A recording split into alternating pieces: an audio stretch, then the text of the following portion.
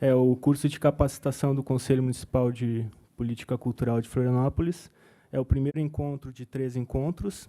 Esse encontro de hoje, o tema vai ser Cultura e Desenvolvimento. E nos próximos encontros nós vamos tratar de a cultura e a cidade e gestão das políticas públicas de cultura. Tem a finalidade, essa capacitação, tanto de fazer a capacitação dos conselheiros que já estão atuando, mas que já estão terminando a gestão esse ano, e os próximos que virão. Então, boa noite a todos mais uma vez, e já de imediato passo a palavra a Heloíse para fazer essa fala inicial de abertura. Ok. Boa noite, pessoal. É uma satisfação muito grande, um prazer muito grande estarmos aqui, como Universidade Federal de Santa Catarina e Universidade Federal do Rio Grande do Sul também. Eu sou professora Heloíse Livramento de Lagnello, e a ideia falar um pouquinho para vocês, apenas introduzir a respeito dessa iniciativa de capacitação, formação a respeito de gestão pública da cultura. A ideia desse curso, dessa série de encontros, que serão 3 encontros que a gente idealizou, ela é o resultado de uma articulação entre o Conselho de Políticas Culturais do município de Florianópolis, fundamentalmente na pessoa da conselheira Zélia Sabino, que é servidora da Universidade Federal de Santa Catarina, que me contactou, e também o professor Alfredo Manevi, que faz parte do quadro funcional da universidade. A ideia foi juntar esforços para pensar, propor alguma coisa no sentido de capacitação de atuais conselheiros, futuros conselheiros, pessoas que são engajadas na área da cultura e pensar políticas públicas da cultura. Nós pensamos nessa workshop, conversa, debate de algumas temáticas importantes, na forma de 3 encontros, visando aprofundar isso num projeto de médio e longo prazo, com caráter um pouco mais duradouro e com maior aprofundamento, certo? Por que isso? A ideia é que capacitação, a gente sabe que é uma das demandas fortes da área da cultura. Não é de hoje, é de bastante tempo. A última Conferência Nacional de 2013, ela sai como uma das diretrizes importantes, ou seja, uma demanda importante dos agentes culturais, a questão de capacitação. Isso eu falo de 2013, mas já é uma demanda anterior de vários anos da área da cultura sendo apresentada, e não é à toa que ela vai aparecer no plano nacional, em vários planos estaduais e municipais de cultura, e que também desencadeia, dentro do Sistema Nacional, a ideia de um programa de formação na área da cultura. Nesse sentido, a gente sabe que uma série de iniciativas já aconteceram no país nos últimos anos, inclusive dentro desse programa de formação do governo federal.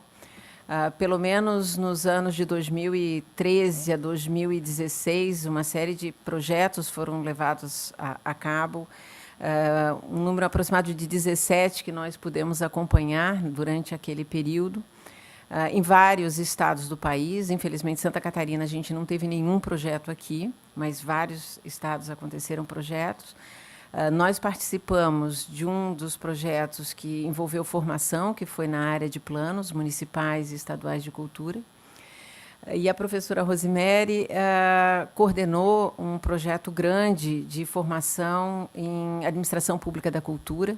Várias pessoas, às vezes, que estão presentes nos eventos que a gente tem realizado ou nos contactam aqui do Estado e aqui de Florianópolis. Foi um projeto que durou de 2013 a 2016, com uma primeira versão presencial para conselheiros e administradores públicos da cultura do Estado do Rio Grande do Sul, uma primeira versão, e depois foi uma versão à distância, pelo menos 3 edições, e que atendeu aproximadamente 3.400 pessoas no país.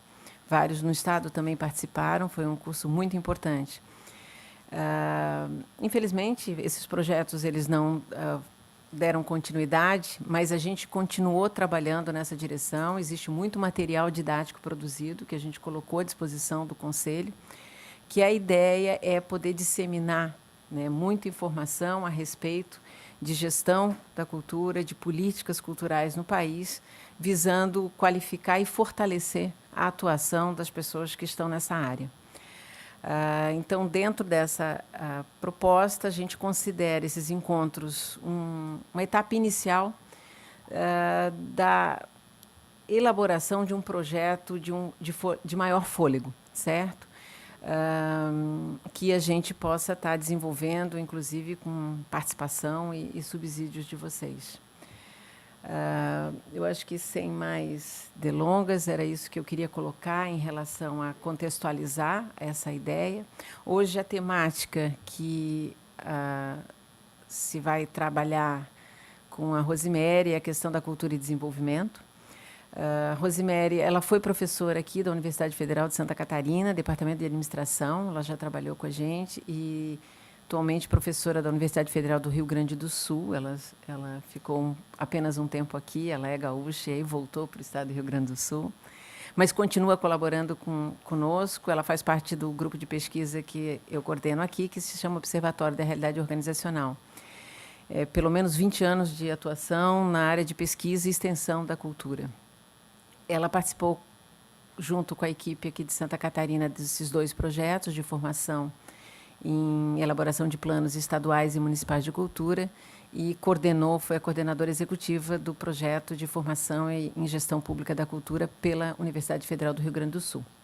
Agradecemos, né, a disponibilidade dela de ter vindo de Porto Alegre para cá, para colaborar com a gente e discutir um pouco o que ela vem trabalhando durante os últimos anos a respeito especificamente da temática de hoje. Rose, obrigada mais uma vez. A fala agora está contigo. Okay. Obrigada, Heloíse. Boa noite a todos e a todas. Deixa eu começar dizendo para vocês que câmera é uma coisa com a qual eu me dou muito mal, que eu sou professora, não sou artista, né? Então, assim, câmera já é uma coisa que me assusta imediatamente. Eu vou fazer de conta que elas não estão aqui, tá? Para a gente conversar assim bem, o mais descontraídamente possível, porque a questão aqui é conversar sobre uma temática que é uma temática, não dá para desprezar isso, né? É pesada, a temática é pesada. Assim, são 2 temas fortes, grandes, com uma profundidade de conhecimento já desenvolvida enorme, né? Então, vocês são da área da cultura, sabem o quanto já se escreveu sobre cultura nesse mundo, né? Se a gente pegar só a antropologia, já é um mundo inteiro, né? Imagina todo o resto que se escreve sobre cultura. E desenvolvimento, né? Há quanto tempo, desde a Segunda Guerra Mundial, que se escreve sobre desenvolvimento, sem parar, né? Que se pesquisa desenvolvimento, que se reflete sobre desenvolvimento. Então, são 2 temas muito fortes, que, evidentemente, não tem como abordar na profundidade desejada em 2 horas, né? Mas o objetivo é que a gente possa estipular alguns pontos de discussão, né? Alguns pontos que possam, de alguma maneira, servir a vocês como conselheiros. Eu pulei uma coisa que eu queria muito dizer, que já entrei aqui na questão do tema, mas eu queria dizer, primeiro, agradecer o convite, né? Agradecer a Heloíse e ao Conselho por terem pensado no meu nome. Eu fico sempre muito honrada em voltar a Santa Catarina e muito feliz em voltar a Santa Catarina. A maior loucura que eu fiz na minha vida foi sair de Florianópolis, evidentemente. Eu nunca consigo explicar isso muito bem para ninguém, né? No Rio Grande do Sul isso é impossível de ser explicado, porque todo gaúcho quer vir para Florianópolis. Eu acho que a única que saiu de Florianópolis foi para lá, por causa da família, né? Evidente. E ninguém sai de Florianópolis assim à toa, né? Então, eu gosto muito de voltar, fico muito contente de voltar. E, nas primeiras vezes que eu voltei, eu ficava muito nervosa, porque eu olhava, quando eu saía do aeroporto, eu olhava e dizia, por que eu saí daqui? Né? Agora eu fico muito feliz, só fico muito feliz em voltar e ver os amigos. Eu tenho pessoas na plateia que eu conheço, eu tenho uma memória horrível. Eu tenho certeza que tem muita gente aqui que eu conheço, sei que eu te conheço, não me lembro muito bem de onde, mas eu vejo as pessoas e sei que conheço. Mas é que eu participei de muitos eventos da cultura em Florianópolis, notadamente da primeira conferência de cultura de Florianópolis, que eu ajudei junto com o Rafael Oliveira a organizar, né? E foi muito legal, assim, foi muito bacana. Então, entrei em contato com muita gente, não consigo guardar na memória todas as pessoas que eu conheci. Fico muito feliz de estar aqui, também porque eu acho que o papel dos conselhos, dos conselheiros, é um papel muito importante numa democracia participativa, né? Acho que vocês têm uma função assim fenomenal no desenvolvimento da cultura e na relação entre cultura e desenvolvimento, né? Então, fico feliz de alguma maneira, contribuir. Tá? O que eu vou falar aqui para vocês está relacionado com o último livro que eu escrevi, que eu, infelizmente, não trouxe ainda, porque a editora não me mandou os exemplares. Tá? Mas as pesquisas que nós fizemos no Observatório da Realidade Organizacional, elas estão relacionadas com cultura e desenvolvimento desde o ano 2000. Né? Esse é um dos livros que nós publicamos sobre o tema, mas o último livro trabalha mais diretamente aquilo que eu vou falar aqui para vocês. Tá? Ou alguns dos pontos que eu vou destacar aqui com vocês, certo? Depois, oportunamente, eu até posso mandar, quando eu receber, um dos livros para cá e eles divulgarem, tá, entre vocês. A primeira questão, assim, ou as duas primeiras questões que a gente precisa se colocar quando fala nesse tema, né, é o que é cultura e o que é desenvolvimento. E, evidentemente, a relação entre eles, que nem sempre é uma relação muito tranquila, né? Às vezes ela é bem, por isso que eu coloquei o raiozinho ali, às vezes ela é bem tenebrosa, assim, né? Às vezes ela é bem tumultuada, né? Em muitos sentidos ela pode ser muito tumultuada, né? Ela pode ser mais uma tempestade do que uma calmaria, né? A gente vai tentar discutir um pouquinho isso também. Discutir com vocês o que é cultura é meio que chover no molhado, porque vocês estão cansados de saber o que é cultura, né? Todo mundo tem uma visão de cultura, um conceito de cultura, os conselheiros de cultura e os artistas e os agentes de cultura, mais do que qualquer outro. Mas, enfim, a gente não pode deixar de falar sobre isso, porque vocês precisam saber de onde que eu estou partindo, qual é a definição que eu uso. Não? Então, aqui eu coloco essa definição, não para ensinar essa definição a vocês, mas para que vocês saibam como eu vejo cultura e do que eu estou tratando, né? do que eu falo quando falo de cultura. Tá? Desenvolvimento é igualmente uma ideia que nós todos temos. Né? Todos nós temos uma certa visão do que é desenvolvimento, e nós usamos a palavra desenvolvimento a todo instante. Né? Todo mundo acha que o Brasil precisa de desenvolvimento. Todo mundo acha que nós precisamos desenvolver a economia do país. Todo mundo acha que a cultura precisa ser desenvolvida. Ninguém discorda muito disso. Né? Nós podemos discordar no sentido que nós vamos atribuir a esse desenvolvimento. Né? Mas todos nós temos uma ideia de desenvolvimento. Também vou colocar aqui algumas noções de desenvolvimento para que a gente possa partir de um sentido aproximado, né, do conceito, da noção. E, depois disso, então, eu vou tentar mostrar para vocês um pouquinho como que essas duas ideias têm estado em relação, têm sido colocadas em relação. Certo? Okay. O primeiro conceito, que é o conceito de cultura, ou a ideia de cultura, é uma ideia assim, danada de ser discutida, porque, há um tempo atrás, já faz algumas décadas, dois autores resolveram se debruçar sobre as definições de cultura e encontraram, se não me falha a memória agora, 176 diferentes definições de cultura. Assim, uma enormidade. Né? Então, todo autor, grande autor que escreve sobre cultura, desenvolve e apresenta o seu próprio conceito de cultura, o que torna o nosso estudo bastante difícil. Né? Tá? Eu trouxe aqui algumas noções que me parecem importantes. O conceito de antropologia de cultura e antropologia mais antigo que se tem é o conceito do Taylor, né, que diz que a cultura é essa coisa enorme ali, né? O conhecimento, as crenças, a arte, a moral, a lei, os costumes, todos os hábitos e capacidades adquiridos pelos seres humanos, né? E na época dele ele usava pelos homens, em sociedade, certo? Tudo. Né? Tudo que os seres humanos desenvolveram em sociedade. Tudo mesmo, né? Tudo mesmo? Não é tudo mesmo, certo? Então, o Geertz, que é um antropólogo um pouco mais recente, lá da metade ou da segunda metade do século XX, nos apresenta, baseado num sociólogo que eu adoro, que é o Max Weber, um outro conceito que nos direciona um pouquinho mais do que o Taylor. Né? Ele diz que a cultura é a teia de significados que o ser humano construiu. Então, ele já estreita um pouquinho. Né? Ele vai nos dizer que são os significados. Tá? Não é tudo. Né? São os significados. Então, são todos os significados que os seres humanos constroem a partir dos processos que eles desenvolvem para construir, para elaborar, para construir, né? para produzir a sua própria vida, certo? Em sociedade. Okay? E eu acho lindo o conceito dele, né? Essa ideia de que é a teia de significados que o ser humano construiu, na qual ele está suspenso, né? Porque aquilo que nós realizamos, o modo como nós olhamos para o mundo, o modo como nós pensamos o mundo, a vida, o futuro, o outro, né? Está sempre vinculado aos significados que são construídos nas nossas sociedades, certo? O Salins, a partir da ideia do Geertz, apresenta um outro conceito, mas próximo desse, que é a ideia, né, de que a cultura é a organização da experiência e da ação humana por meios simbólicos, né? Então, tudo aquilo que nós atribuímos simbolicamente significado para dar sentido à nossa experiência e à nossa ação, certo?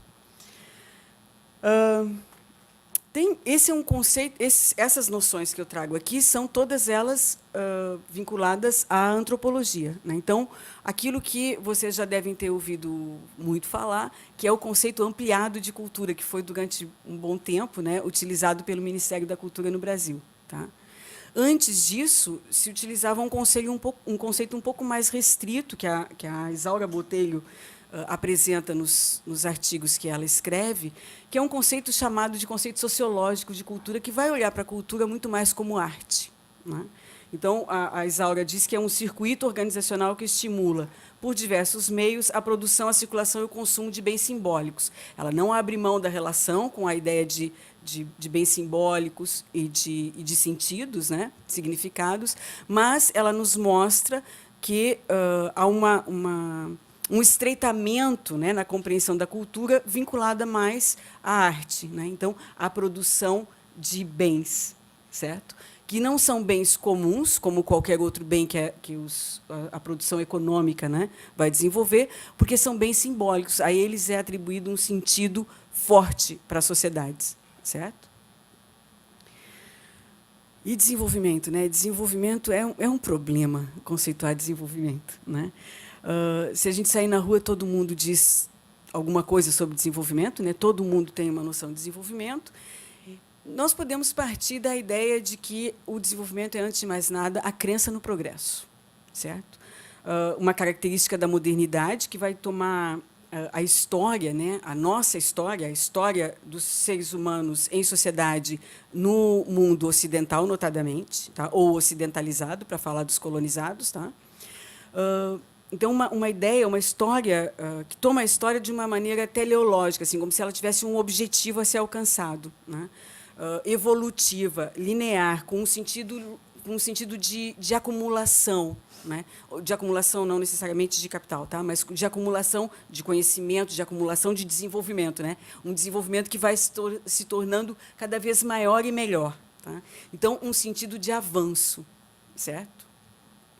Muitos estudiosos levantaram questões sobre essa ideia, né? Sobre a ideia de que há um objetivo a ser alcançado nas sociedades, né? De que há uma linearidade que a história percorreria, certo?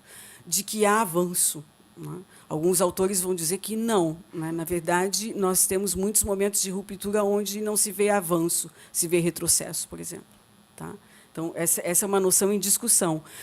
Embora ela esteja em discussão, o que predomina é a ideia de avanço, de linearidade, de acúmulo, de melhoria. Isso predomina, né? A ideia de desenvolvimento carrega isso. Tá? O sentido atribuído à ideia ao desenvolvimento, a palavra desenvolvimento, ele é histórico, né? Ele tem uma história. Tá? E ele avança mais ou menos assim. Eu peguei alguns pontos principais, assim, né? Tem muito mais para ser discutido aí. Mas ele vai aparecer nas línguas inglesa e francesa lá em meados do século XVI, então, tardiamente, né? Só no século XVIII ele vai adquirir um sentido de desenvolvimento das faculdades mentais, então, já mais vinculado, né, até mesmo à nossa capacidade de compreensão, de conhecimento. Tá? Em meados do século XVIII, ele também vai passar por uma grande transformação e vai ser associado à ideia de evolução na biologia, então, evolução biológica. Tá? E, em meados do século XIX, ele começa a se referir a uma ideia de desenvolvimento progressivo das nações. Tá? Então, já com a Revolução Industrial toda, né, realizada, se olha um pouco para as nações e se atribui a elas um sentido ou uma ideia de desenvolvimento. Tá? E é no século XX, notadamente após a Segunda Guerra, que o uso da ideia de desenvolvimento vai se consolidar como um processo vinculado à economia industrial e comercial, tá? E vai se fixar como a ideia de crescimento econômico, certo? O desenvolvimento passa a ser fortemente vinculado à ideia de crescimento econômico. Quando se fala nós precisamos desenvolver o Brasil, a primeira coisa que vem à mente é a ideia de nós precisamos crescer economicamente, né? É a economia que precisa ser desenvolvida, nós precisamos produzir mais, vender mais, acumular mais números, né? Então, é essa a ideia que nos vem à mente. Isso é há muito tempo questionado, certo? E, por mais que isso venha sendo questionado há muito tempo e que isso tenha se transformado em uma vasta literatura sobre, por exemplo, desenvolvimento sustentável, né? Sobre desenvolvimento social. Então, se vocês pegarem lá um autor francês que se chama Ignatius Sachs, ele vai falar em 4 pilares, né, do desenvolvimento: econômico, social, cultural, faltou um, e ambiental. Claro, ambiental, certo? Então, uma forte discussão sobre isso, né? Muitos questionamentos sobre a ideia de desenvolvimento, de crescimento econômico, então, do desenvolvimento como crescimento econômico, mas a ideia de crescimento econômico nunca é totalmente abandonada, né? Ela é sempre predominante, certo? Há na ideia de desenvolvimento, do modo como ela foi sendo elaborada, né? A ideia de que desenvolvidos são os países que tinham realizado a Revolução Industrial, que eram considerados industrializados, que são os países centrais no capitalismo, certo? Então, é uma ideia que supõe uma hierarquia entre os países centrais e os países periféricos, né? O que significava também a ideia de que os países periféricos, os países subdesenvolvidos, né? Estou aqui atropelando um pouquinho do que eu elaborei, os países subdesenvolvidos precisariam seguir certos modelos para alcançar o nível de desenvolvimento, ou os níveis de desenvolvimento que tinham alcançado os países centrais no capitalismo, os países desenvolvidos, certo? Então, há uma hierarquia aí que é considerada, tá? Frequentemente criticada também. Então, ela supõe um sentido. A ideia de desenvolvimento supõe um sentido, supõe uma direção, né? Dos atrasados tradicionais periféricos, nós, né? Na direção dos desenvolvidos industrializados modernos, eles, né? Os países centrais, tá? Notadamente os Estados Unidos e a Europa ocidental. Tá? Os demais eram o quê, né? Nós, né? Nós éramos os subdesenvolvidos, né? Então, a partir da preocupação que vem com o término da Segunda Guerra Mundial e a ideia de que, em parte, a Segunda Guerra Mundial aconteceu em função desse desnivelamento entre as economias nacionais, né, do fato de que alguns países tinham enriquecido muito, outros países não tinham conseguido enriquecer, vem toda uma discussão e começa, então, uma preocupação em como fazer com que esses países considerados subdesenvolvidos passem a se desenvolver, certo? O subdesenvolvimento é um termo, então, cunhado após a Segunda Guerra, que se refere principalmente à ideia de que existem recursos desenvolvidos ou explorados insuficientemente, que precisam ser bem explorados, tá? E vinculado também à ideia de economias e sociedades destinadas a atravessar etapas de desenvolvimento, né, para chegar lá naquilo que é considerado o objetivo, que seria aquilo que os países desenvolvidos já teriam desenvolvido, certo? Já teriam alcançado, realizado. Okay? Depois de um certo tempo de discussão, pararam de usar a ideia de subdesenvolvidos, né, de nos chamar de subdesenvolvidos, e passaram a usar uma expressão um pouquinho mais leve, né, que são países em desenvolvimento. Tá? Suaviza, né, para suavizar um pouquinho a ideia. Tá? Esse desenvolvimento é um desenvolvimento que é considerado, antes de tudo, modernização, né, um processo de modernização. Os desenvolvidos eram os modernos, racionais, protestantes, notadamente, enquanto os subdesenvolvidos eram tradicionais, não racionais, ou com uma racionalidade considerada pré-moderna. Tá? Isso faz com que a primeira coisa que a gente pode dizer sobre a relação entre cultura e desenvolvimento é que, nesse processo hierarquizante, a ideia de cultura, né, a relação entre cultura e desenvolvimento é a ideia de que a cultura dos países desenvolvidos é valorizada e a cultura dos países periféricos, ou dos países em desenvolvimento, ou dos países subdesenvolvidos, é desvalorizada, certo? Ela é considerada uma cultura tradicional, arcaica, que impede o desenvolvimento, certo? Logo, seria o caso de nós transformarmos a nossa cultura dentro dessa visão, né, e aproximarmos a nossa cultura ao máximo possível da cultura dos países centrais. Tá? O que alguns autores vão dizer, ou seja, esperavam de nós que nós nos transformássemos num outro, e não em nós mesmos. Né? O que, vocês vão de convir, é muito sério. Né? Esperavam de nós que nós nos transformássemos, né, e aceitássemos essa transformação e viéssemos a ser outros. Né? Não outros porque nos completamos com o nosso desenvolvimento intelectual, né? Mas porque nos transformamos naquilo que é considerado a norma, o padrão, o objetivo. Tá? Ou seja, os países desenvolvidos. Mas a relação entre cultura e desenvolvimento não passa exclusivamente por isso. Né? E dentro dessa ideia de que nós precisaríamos nos transformar a ponto de e seguir certos passos, né, no processo de desenvolvimento para nos aproximarmos o máximo possível daquilo que eram ou do que são os países centrais. Eu estou falando no passado, mas tem muita gente que pensa isso ainda. Né? Cultura e desenvolvimento foram vinculados há muito tempo, principalmente através dos desenvolvimentos técnicos. Né?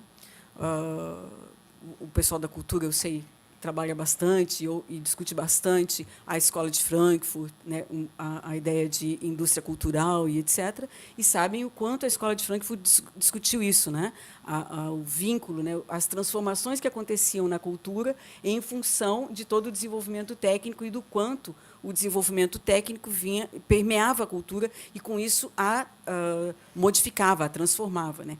Tem muitas críticas da escola de Frankfurt a isso, né? O fato de que o conhecimento técnico, as técnicas aplicadas, utilizadas no campo da cultura, massificavam a cultura, né?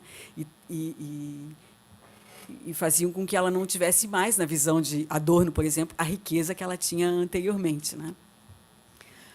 Hoje, isso, por mais que a gente possa ter uma crítica com relação à cultura de massa, né, nós sabemos, o pessoal da música, por exemplo, não abriria a mão em hipótese alguma das técnicas, né, é só para usar um exemplo, certo? Porque é o único jeito que nós conhecemos hoje de fazer com que a música que cada um produz chegue a um número muito grande de pessoas e um número grande de pessoas possa usufruir disso. Tá? Mas, eu estou aqui te chamando a escola de Frankfurt para pensar, né, para lembrar a vocês que esse vínculo entre técnica e cultura é um vínculo antigo já, e ele já foi bastante discutido. Tá? E isso está, evidentemente, vinculado com os processos de desenvolvimento, notadamente com os processos de desenvolvimento econômicos. Né? Tá? Essa relação entre o conhecimento técnico, os desenvolvimentos técnicos e a cultura fez com que se desenvolvesse no mundo uma série de mercados, né? O mercado do cinema, do teatro, da música, da literatura, certo? E isso tomou algumas vezes proporções muito grandes, né? Se vocês pensarem na crise de 29 nos Estados Unidos, uma das apostas que os americanos fizeram, que o governo americano naquele momento fez para resolver a crise, foi na cultura. Né? Então, o grande desenvolvimento do cinema norte-americano acontece após a crise de 29, porque o cinema é um mercado que utiliza muita mão de obra, ou que utilizava, porque os desenvolvimentos técnicos também mudaram isso, né? Mas utilizava muita mão de obra, e houve um investimento muito grande, o que fez também, ao mesmo tempo, né, que foi uma vertente da forma de solução da crise de 29, fez também com que o modo de vida norte-americano, logo a ideologia norte-americana, fosse paulatinamente espalhada pelo mundo. É uma das formas, né, um dos meios que os americanos utilizam para divulgar o seu modo de vida no mundo. Não é o único, mas é um deles, certo? E isso não ficou restrito aos Estados Unidos. Essa relação entre cultura e desenvolvimento, entre o desenvolvimento da cultura com a utilização dos desenvolvimentos técnicos que aconteceram ao longo do século XX, notadamente, se apresentassem como uma possibilidade de resolução das crises do capitalismo, isso fica muito em voga no final do século XX, início do século XXI, com o desenvolvimento da ideia de economia criativa, certo? Então, a cultura que começa a aparecer lá em 1929 nos Estados Unidos como uma possibilidade de solução de uma grande crise do capitalismo, que foi a queda da Bolsa, né? Volta a aparecer no final do século XX como também uma possibilidade de uma outra grande crise do capitalismo, certo?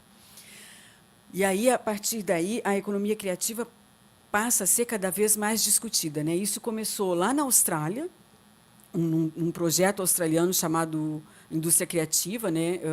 Desculpem, um projeto australiano chamado Nação Criativa, que trazia a ideia de indústria criativa, e lá em 1994, então bem no finalzinho do século XX, tá?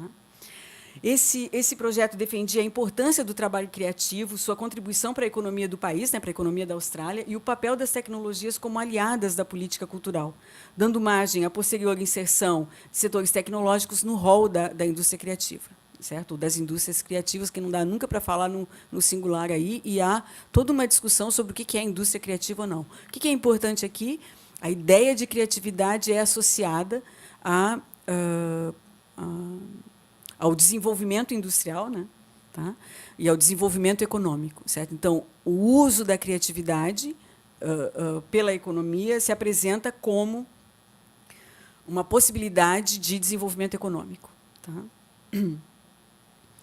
Há uma discussão sem fim sobre o que, afinal de contas, é economia criativa, o que são produtos da economia criativa, tá?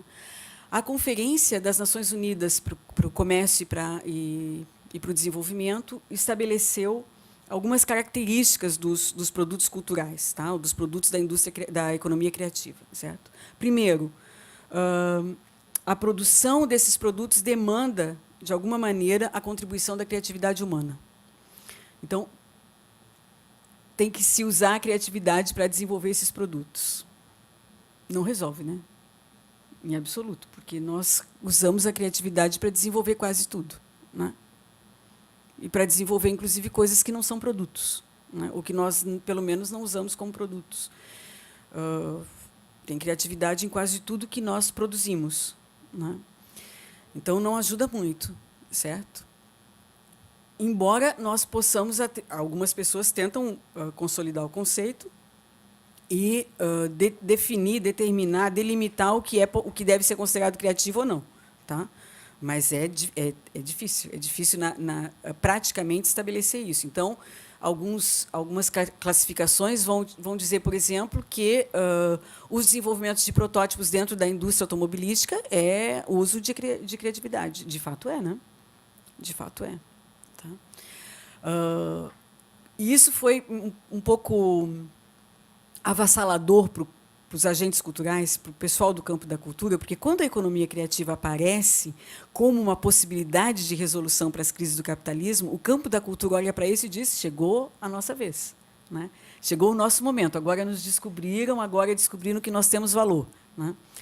Porque no capitalismo tem valor aquilo que produz valor. Então, né, nos descobriram. Bom, aí, de repente, vem alguém e diz... Mas, assim, não é exatamente teatro que a gente está falando, né? Não é exatamente de teatro, certo, que a gente está falando. A gente está falando de gente que consegue transformar, né, usar a criatividade e transformar isso em produto. Se não é produto, não é economia criativa, tá? E o pessoal do campo da cultura ficou um pouquinho abalado com isso, né? Eu lembro que... eu não lembro agora, para dizer para vocês, quando a Secretaria de Economia Criativa foi criada no governo federal. Foi no governo Gil, mas eu não lembro o ano, mas acho que deve ter sido 2005, 2006, talvez, por aí. Então, se criou a Secretaria de Economia Criativa, o pessoal do campo da cultura achou isso lindo, né? Uma super esperança para o campo da cultura, né? E se imaginava, a secretária da Economia Criativa fez várias palestras nos estados brasileiros, né? Eu assisti a palestra que ela fez em Porto Alegre, e essa palestra era seguida da apresentação de alguns grupos da cultura, notadamente de um grupo que atuava na periferia de Porto Alegre e queria trabalhar com moda, né? E ali estava evidente a confusão que existia entre a relação, sobre a relação entre cultura e economia criativa, certo? Aquele grupo estava apostando muito na cultura, né? Muito na ideia de criatividade, ok? Mas a secretária estava falando de um outro mercado, né? Não dessa criatividade explosiva, né? Espontânea, absoluta, que surge meio que sem amarras, né? Nos grupos culturais. Não. Mas, se ela não estava falando disso, mas se ela estivesse ali falando de moda, discutindo moda, ela estaria discutindo uma moda que pode ser colocada no mercado e vendida, certo? Então, ao mesmo tempo que ela surge, quando surge a discussão sobre economia criativa, e quando instalada, criada a Secretaria de Economia Criativa no Ministério da Cultura, aparece uma esperança, né, uma expectativa, uma esperança muito grande para o campo da cultura. Logo em seguida, essa expectativa, essa esperança ficam um pouco abaladas, porque cada vez fica mais claro que essa relação é uma relação muito mais pautada pela economia do que pela criatividade, certo? Então, é uma criatividade toda ela direcionada ao mercado. Tá? Mas é verdade que o mercado não pode fazer isso sozinho, nem pode fazer isso sem considerar o papel fundamental que tem a cultura, né? Por quê? Porque, na economia criativa, os bens importantes, os bens que efetivamente vão fazer diferença, são os bens que são carregados de mensagens simbólicas, certo? Logo, não é um bem qualquer, logo, não é um produto qualquer. Tá? Na fase atual do capitalismo, isso também não é muito claro, porque nós já atribuímos muito significado a bens que não são necessariamente culturais, né? E, com isso, vinculamos a nossa identidade, o pertencimento a grupos, o pertencimento a sociedades, a certos bens que foram desenvolvidos com um objetivo estritamente econômico. Tá? Então, tem uma relação aí entre cultura e economia e produção de bens que não é uma relação com uma via exclusiva, né? Uma relação de mão dupla, certo? Porque, assim como a cultura vai produzir bens carregados simbolicamente, a economia também produz bens que desenvolveram, né, aos quais nós atribuímos sentido e simbologia. Tá?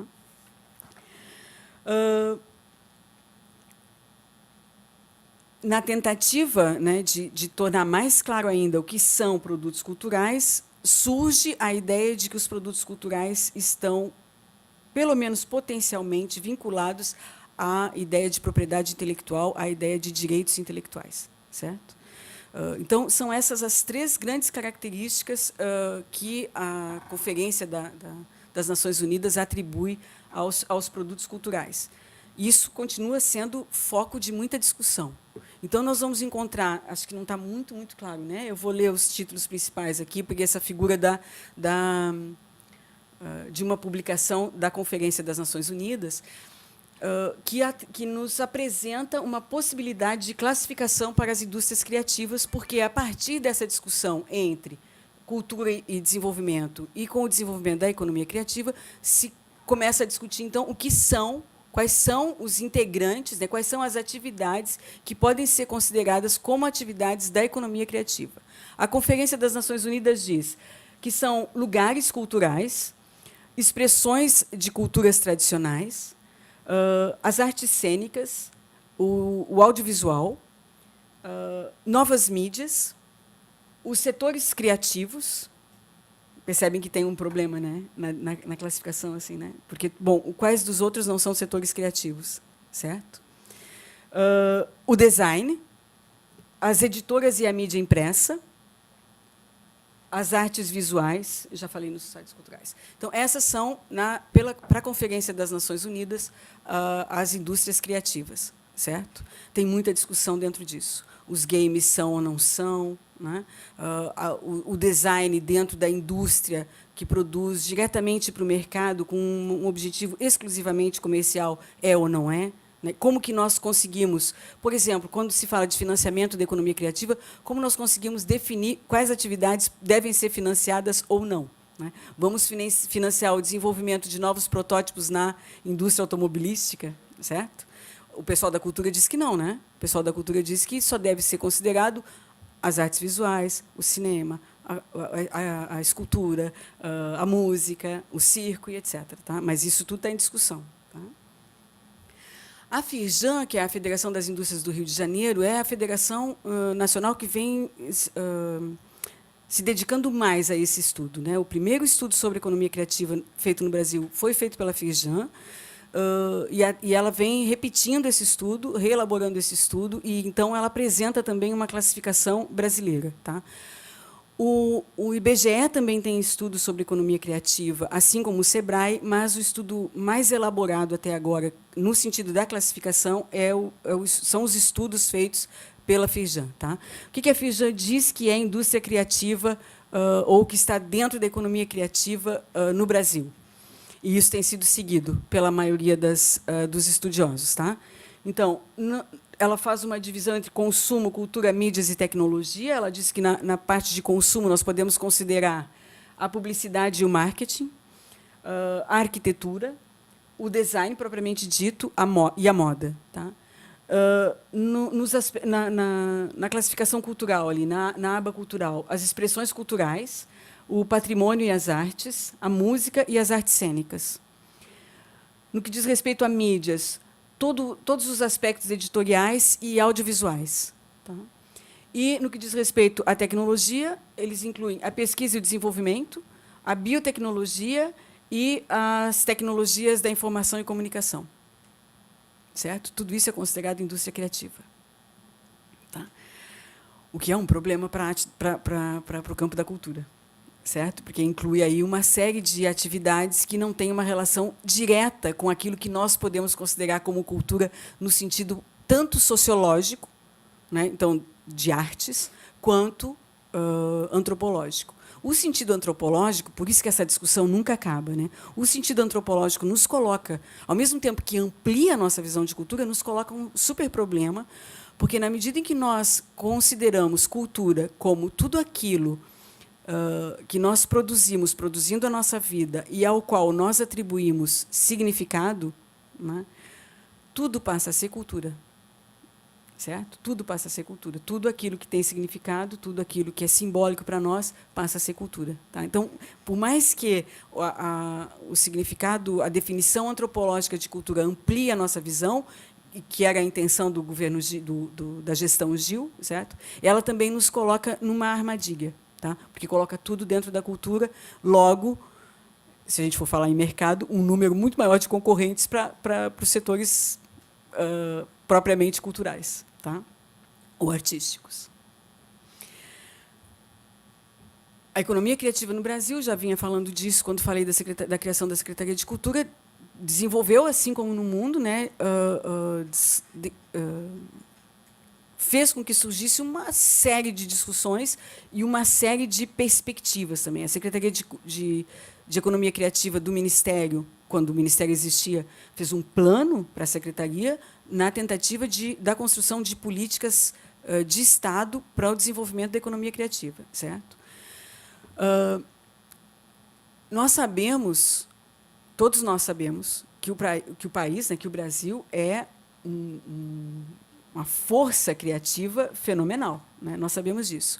Desde 2004, nós temos números sobre isso. Antes, nós não tínhamos. Desde 2004, 2005, nós temos números sobre isso, porque o IBGE começou a fazer grandes levantamentos sobre a cultura no Brasil.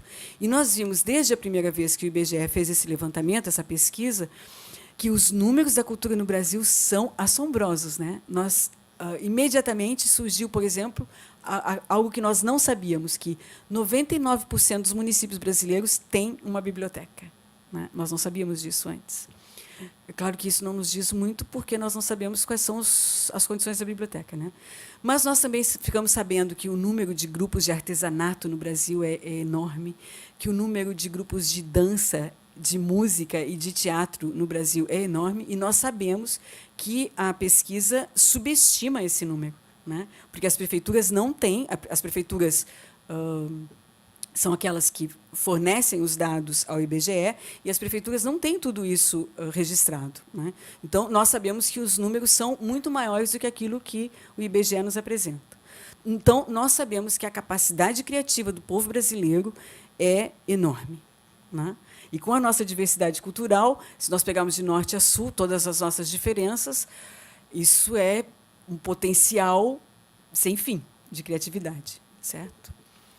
Mas nem tudo isso se transforma em economia, né? Pelo menos não em economia econômica, né? Não se transforma em mercado.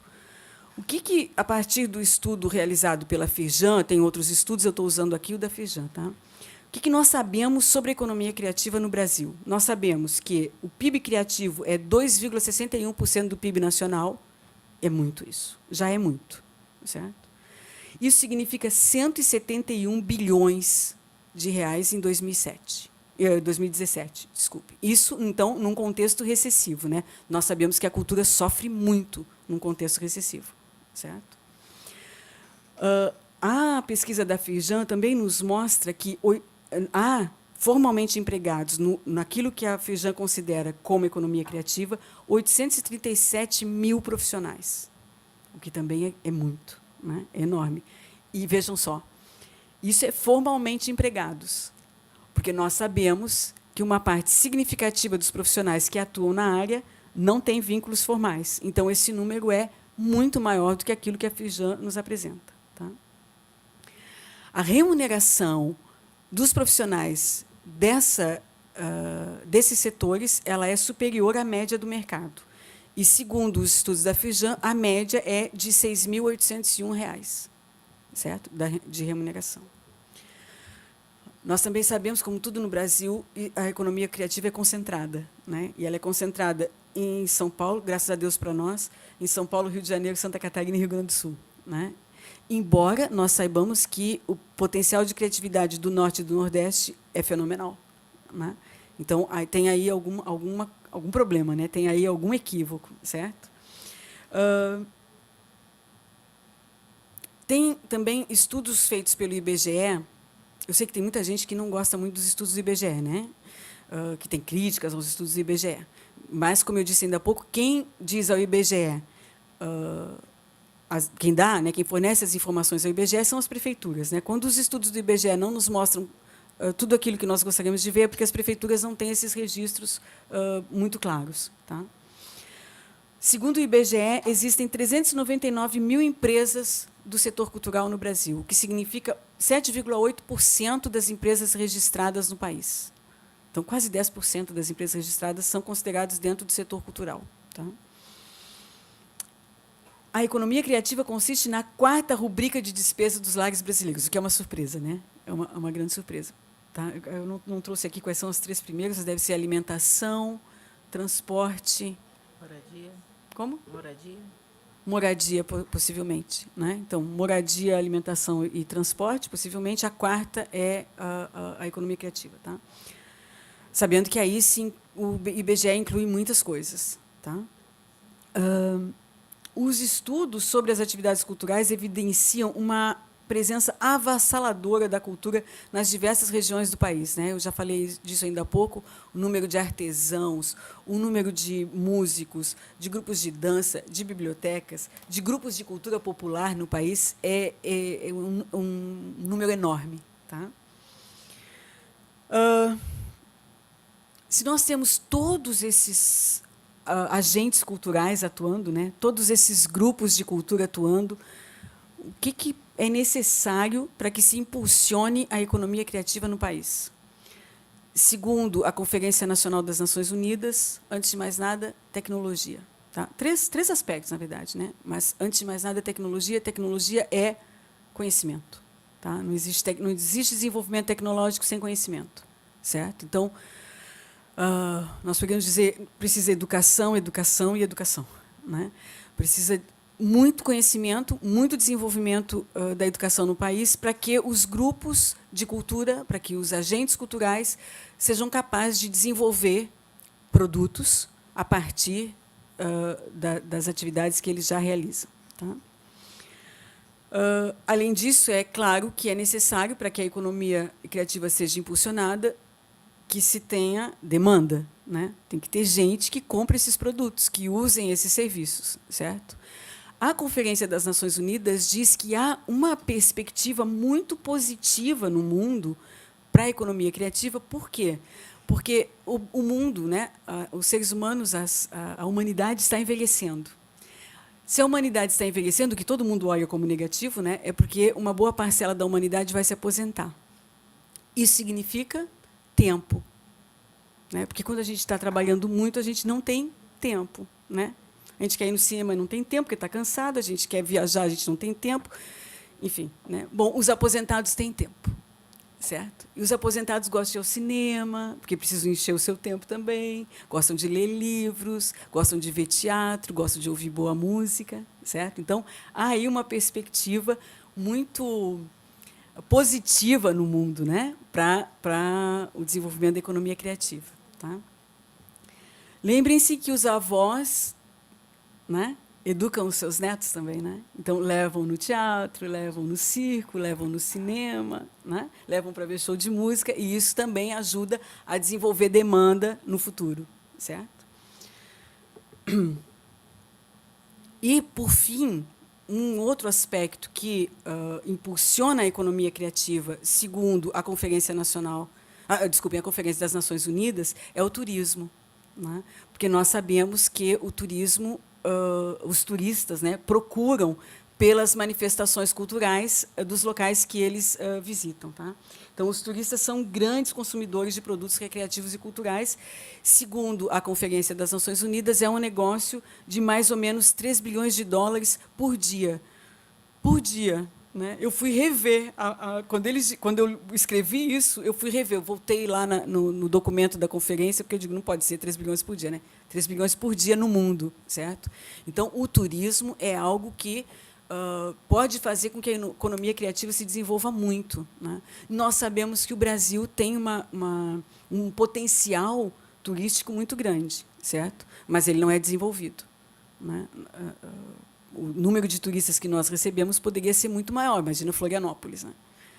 Com todas essas belezas. Santa Catarina, que tem uma diversidade, né, geográfica fantástica, né? Mas o Brasil como um todo. Né?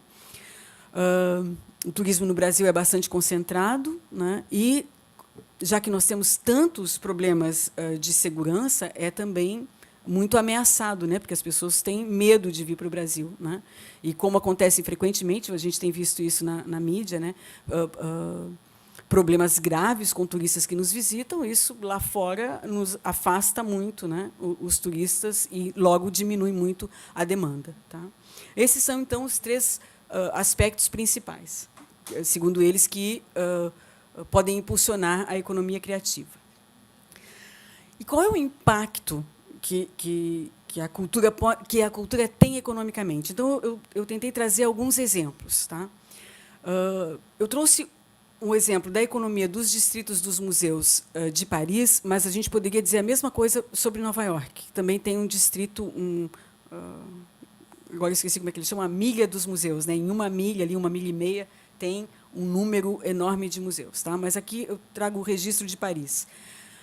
O Distrito de Museus de Paris cria 43 mil empregos. 2,64 bilhões de gastos dos turistas são realizados nesse distrito. Certo? No Brasil, o Carnaval Baiano, em 2007, teve um público de 900 mil pessoas, 94 milhões de receita gerada pelo turismo, certo? E 3,2 milhões de receitas de impostos, exclusivamente para o estado da Bahia. Tá? Nós falamos muito sempre no cinema norte-americano, né? E desprezamos o fato de que o cinema indiano é o maior mercado, o maior produtor de filmes do mundo. Tá? Contrata 5 milhões de pessoas. E tem, evidentemente, um aporte estatal fenomenal, porque não existe cinema no mundo, em país nenhum, sem o apoio do Estado. Certo? Essa ideia de que o cinema norte-americano se desenvolve com investimento privado é uma bobagem. Podem olhar todo final de filme, né, quando todo mundo levanta, né, para ir embora, tem lá o estado do Texas, né, estado da Flórida, estado de New Jersey, da Filadélfia, etc., etc., certo? Porque teve investimento do Estado. E, como eu disse antes, o cinema norte-americano só se desenvolveu porque teve muito investimento massivo do Estado. Tá? Na Índia acontece a mesma coisa. A Índia é um mundo à parte, assim, né, bastante complexo, né? E não tem a mesma estrutura do cinema hollywoodiano, mas é um mercado fenomenal também, tem um impacto fantástico, não só na cultura indiana, como na economia indiana. Tá? A Tailândia também tem apostado bastante, entre outras coisas, em produção tradicional de seda, né? Nós atribuímos muito a produção de seda à China, né? A produção tradicional de seda à China, mas ela sempre foi muito forte na Tailândia. E é uma indústria que alimenta a indústria da moda, né? E é responsável por 17% do PIB da Tailândia atualmente. Tá? Além disso, uma vizinha aqui muito próxima, né? E com algo que não nos parece assim tão evidentemente vinculado à economia criativa, que é o biocomércio na Colômbia. Tá? A Colômbia tem 45% do seu território destinado a reservas florestais, tá? E 10% da biodiversidade mundial, olha só. E ela vem investindo muito nos negócios vinculados com a biodiversidade. Tá? Ela pode se tornar líder mundial nisso em breve, se os investimentos que ela vem fazendo resultarem efetivamente nos negócios que ela espera. Tá? E o que ela vem desenvolvendo, então, baseado na biodiversidade e na cultura do país? A moda, joias, cosméticos, produtos de cuidados pessoais e turismo vinculado com tratamentos de saúde. Tá? Ela vem desenvolvendo planos setoriais para isso, então há uma aposta muito grande do governo, né, no desenvolvimento desse setor. Tá?